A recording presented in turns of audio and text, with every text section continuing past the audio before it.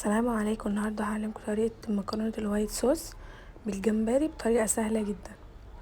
معايا هنا اللي هنعمل الوايت صوص كوبايه لبن وكوبايه ميه، وكوبايه الميه دي عليها معلقتين نشا.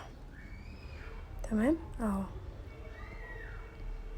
او ممكن تعملوا كوبايتين لبن و...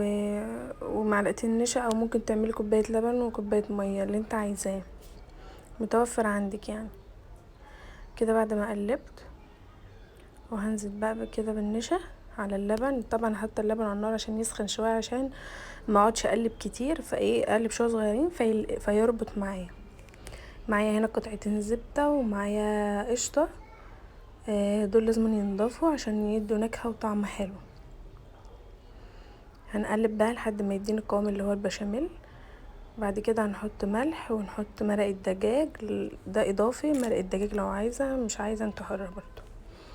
هنا بقى معايا بصله وورق لوري والتوابل بقى اللي انت حباها. انا حطيت هنا ملح وفلفل اسود وسبع بهارات وورق لوري. طبعا كده بعد ما دبلت معايا البصله هننزل بالجمبري. طبعا انا مقشراه، لازم يتقشر لانه هيتضاف على المكرونه، فمش هينفع يبقى بقشره. هنقلب كده لحد ما يديني اللون الاورنج زي ما انتم شايفين كده. وبعد كده في حله بقى، وهنحط البشاميل اللي احنا عملناه ونضيف عليه كوبايه ميه، لانه هيبقى ربط معانا جامد، فاحنا عايزينه دايب شويه كده.